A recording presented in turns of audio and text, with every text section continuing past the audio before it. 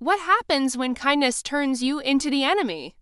I learned that answer when the bus engine died, and every I turned to me. 13 is a cruel age for kindness. Jenny Cole always brought extra snacks on trips because she knew what hunger did to her little brother at home. That morning, as the yellow bus rumbled out of Mapleton's cracked parking lot, she passed homemade cookies down the aisle. Kids smiled, took two instead of one, and even Mr. Brooks, the gym teacher, accepted a chocolate chip with a distracted thanks. Jenny, it felt like winning a small victory in the long war of middle school. Jenny pressed her cheek to the cold glass and watched the world blur by. She thought, maybe today, nobody will notice the hand-me-down jeans or the quiet way she counted her coins for lunch. The trip was supposed to be fun, a field excursion to the old pioneer village. All wooden houses and chickens, a fake blacksmith hammering horseshoes for bored kids in branded sweatshirts. Jenny didn't mind. She loved history, and she'd spent weeks reading about the village, memorizing facts she could slip into conversation if anyone cared to listen. The trouble began in our out when the bus jerked, sputtered, and shuddered to a stop in the middle of nowhere. Mr. Brooks stood, trying to mask his concern. It's probably nothing, kids. Just sit tight. But kids don't sit tight, especially not on a cold morning with no Wi-Fi. Whispers slithered through the rows. What happened? Are we stuck? Can we call our parents? One by one, phones appeared, but there was no signal. Jenny tried to distract Mia, the new girl sitting beside her, with stories about the pioneer village. She told her about the secret trapdoor in the blacksmith's hut and the time an actor chased a raccoon with a broom. For a moment, Mia smiled, then someone called out from the front, "It's because of her, isn't it?" Silence. Heads turned. Jenny's heart squeezed. Someone else louder. Mean raccoon? Yeah, her. She's too heavy for the bus. That's why it broke. Laughter, nervous at first, then sharper, growing, bouncing off the cheap blue seats. She's the reason Jenny broke the bus. She tried to laugh, pretend it was nothing, but her face burned. Mr. Brooks muttered for them to stop, but he was busy on his phone. No one really listened. Mia, pale and silent, scooted closer to the window. Jenny's kindness twisted inside her. Hadn't she just tried to make everyone happy? Now the eyes that had smiled at her cookies narrowed with suspicion and scorn. Outside, clouds gathered. Inside, something in Jenny shifted. Chapter 2. Ever been blamed for something you didn't do just because it's easy? What unfolded after that cruel chant changed more than one life on that bus. The jokes didn't stop. They rolled down the aisle, gathering speed. Someone snapped a picture of Jenny, then of the busted engine through the window, and mashed them together with a glittery sticker warning, overload. The bus felt smaller with every snicker. Mr. Brooks tried, in his half-hearted way, to shush them. Enough, it's just a mechanical problem. No one's fault, but he didn't look at Jenny. None of the adults ever really looked at Jenny. Jenny's fingers clenched in her lap. She stared at her shoe scuffed 2 sizes too big. Each time she glanced up, she caught another whisper, a sideways glance, a rolling eye, then a voice from the back. Penny Armstrong, captain of the debate club. Jenny, why don't you get off? Maybe the bus will move then. Gasps, laughter, an edge of real cruelty. Mia turned away, pressed against the window, and said nothing. Jenny swallowed hard. Something sharp and cold grew inside her. For a moment, she considered doing exactly what they said, stepping off into the wet grass, letting them see how little she mattered. But her mother's words, always bright, always battered by hope, echoed in her mind. Kindness doesn't keep you safe, but it keeps you whole. The driver returned, greasy and harried. Busted belt, could be hours, groans all around. The kids were hungry, cold, and Jenny could feel it. Bored. She pulled out her cookies and placed them on the seat beside her. She thought, let's see what they do with kindness now. But this time, no one took one. The tin sat untouched while hunger grew. Jenny stared out the window, rain streaking down, and wondered how being good could go so wrong. She noticed something odd. Mr. Brooks's phone call was too quiet, his eyes starting not at the engine but at the kids, then at his own trembling hands. The driver looked nervous, glancing at a crumpled paper on his clipboard. There was something about this breakdown that felt staged, but nobody cared about Jenny's suspicions.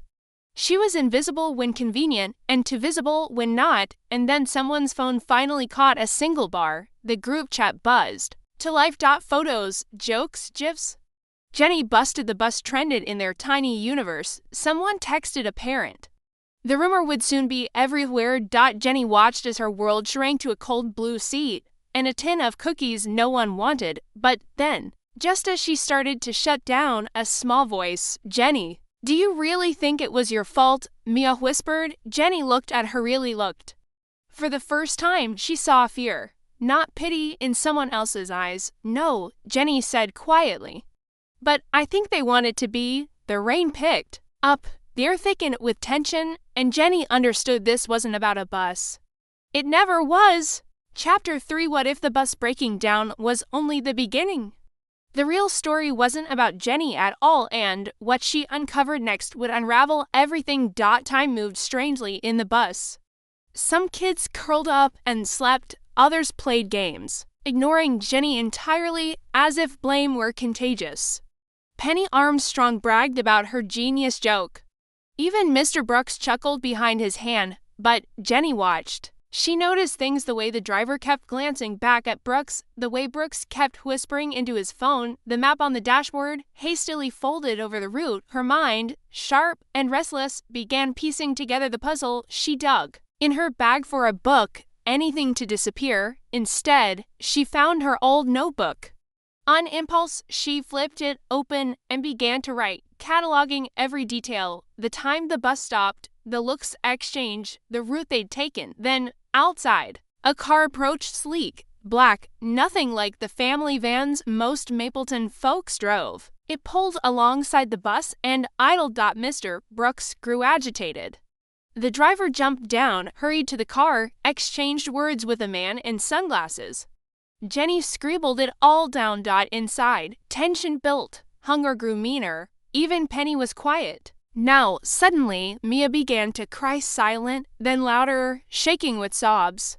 Kids glanced up, uncomfortable. Jenny hesitated, then, remembering her mother's words, scooted closer, offering a cookie. Mia took it, hands trembling. "I don't want to go home," Mia whispered. "It's worse there. That's why I didn't want to go on this trip." Jenny froze. The words felt like a secret code. "Why?" she whispered back, but before Mia could answer, the driver returned, face pale. "Change of plans, kids. We're turning back." The car drove ahead, the bus limped behind, and nobody cheered. Back at school, parents arrived, angry and confused. Mr. Brooks spun a story about engine trouble, kids misbehaving, but Jenny watched as the man in the black car spoke quietly to the principal. That night, the bus breakdown was on everyone's lips. But Jenny's notebook told a different story, a story about grown-ups lying, secrets traded, a bus stopped on purpose. And, beneath it all, the knowledge that being blamed wasn't the worst thing. Sometimes, the real trouble was being right when everyone else was wrong. Chapter 4. How much damage can a lie do when everyone needs someone to blame? Jenny wasn't ready for the answer. And neither was her family. The days after the breakdown were a blur of whispers and avoidance. At school, Jenny's nickname became Busbuster. At home, her mother baked more, offering comfort in the form of casseroles and warm words she couldn't quite believe. One evening, after a tense dinner, Jenny slipped her notebook to her mother.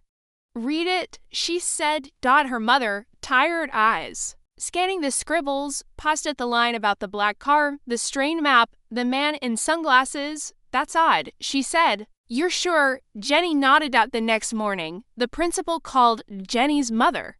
"We need to talk about Jenny's behavior on the excursion," he said, voice clipped. At school, Jenny was pulled aside. "You're making things up." The principal scolded, "Stop spreading rumors," but Jenny didn't back down. She repeated what she'd seen: the car, the whispers, the driver's fear. The rumor mill turned ugly.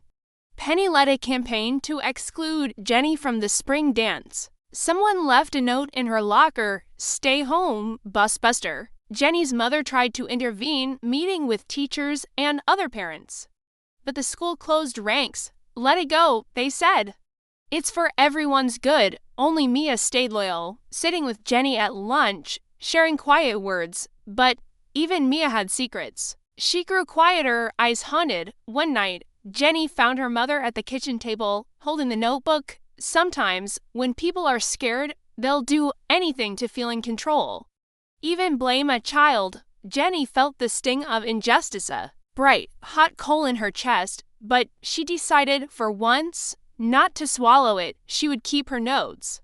She would remember everything, because one day, the truth always finds its way out. Chapter 5: What happens when a child forces adults to face the truth? The day Jenny stood her ground, everything changed, but not in the way anyone expected. For weeks, life at Mapleton Middle School remained an icy truce. Jenny carried the busbuster label like an old bruise, visible even when it faded, painful when pressed. Her mother hovered protectively, making endless phone calls, gathering fragments of gossip, growing more convinced that something about that day didn't add up. Jenny, meanwhile, filled page after page of her notebook, details, overheard comments, even sketches of the man in sunglasses. Each evening, she read over her entries, searching for courage, for clarity, for some way to turn her pain into power. The turning point came unexpectedly. On a stormy Thursday, the principal announced an assembly, bus safety and responsibility. The whole school packed the worn gym, murmuring, fidgeting, glancing at Jenny as if she were a dangerous object, not a 13-year-old girl. Mr. Brooks took the stage, all bland smiles. He launched into a speech about appropriate behavior and respect for authority. Jenny felt the injustice rising, bitter and electric. Then Penny Armstrong stood up. "Can we talk about why the bus really broke down?" Her voice rang clear, her eyes narrow with mockery. Snickers. The room turned toward Jenny. Jenny's mother, who had managed to attend, met her daughter's gaze across the rows. In that instant, Jenny made a choice. No more silence. No more swallowing blame. She stood.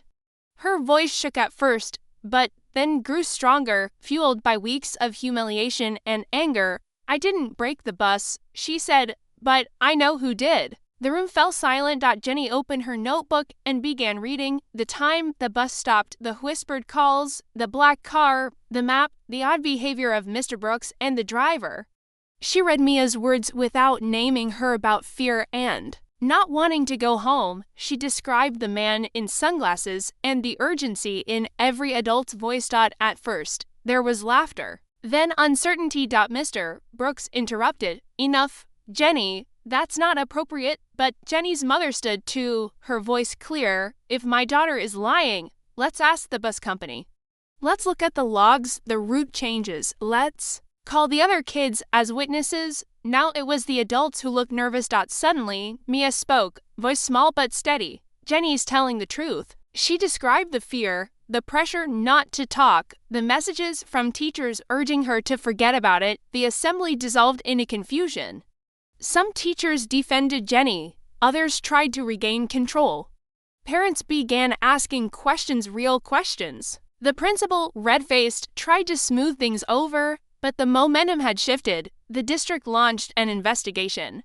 Reporters called, the story grew, a field trip derailed not by a child's weight, but by an unscheduled stop one meant to deliver a confidential folder from the school to the man in the black car, who turned out to be a district official hiding budget cuts and falsified reports. No one wanted to blame a 13-year-old. They just needed a scapegoat. Mr. Brooks was suspended. The principal retired for health reasons. The school issued a tepid apology, but it was Jenny who received a letter handwritten from the new superintendent. "I'm sorry you were hurt. You taught this school a lesson about truth and courage." The nickname Busbuster faded. Some kids apologized. Most just moved on, forgetting. But Jenny didn't forget. Her mother hugged her tightly that night. "You changed things, maybe only a little, but you did." Jenny felt changed, too, not lighter, but stronger, tempered by fire. "And Mir?"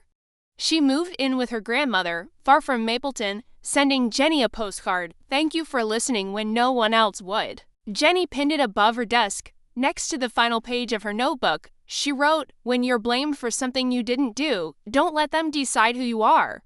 The truth matters, and sometimes telling it changes everything." So, what happens when a child makes adults face the truth? You might just witness a world finally learning to listen.